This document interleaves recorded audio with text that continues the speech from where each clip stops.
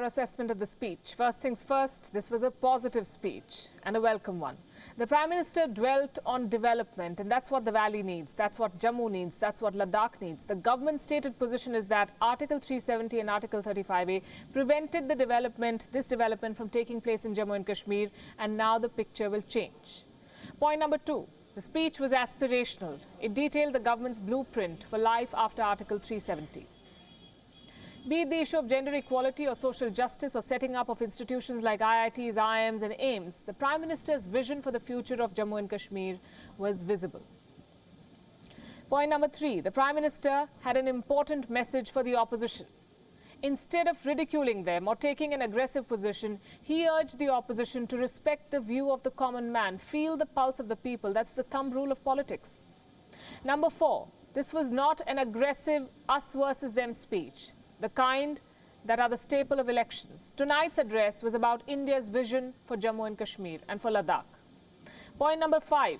The Prime Minister tried to bring the temperature down on the matter, both for his political opponents and India's neighbours. It's a welcome contrast to Pakistan's desperate actions. Calming the nerves is a crucial part of being an administrator, and the Prime Minister did exactly that with today's speech. Point number 6. Prime Minister Modi, the statesman, shone through in this speech. His words were inclusive. They did not alienate anyone, even the critics. Home Minister Amit Shah took care of that in Parliament, you could say. Our 7th takeaway is about the ideological positioning of today's speech. The Prime Minister avoided making this an RSS agenda item. He said that this was the dream of everyone, from Ambedkar to Sardar Patel to Shyama Prasad Mukherjee. Highlight number 8. The Prime Minister's speech addressed people's issues. He spoke about apple exports, saffron exports, things that really matter to the economy and people of Jammu and Kashmir.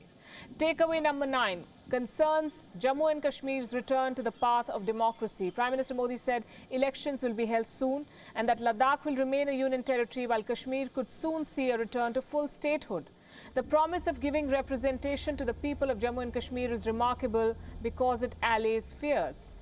And last but not the least, the strength of today's speech lay in its tone. It is here that the Prime Minister's speech achieved the intended purpose.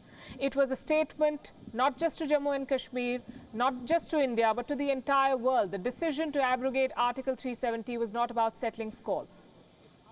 And that is what the speech managed to achieve.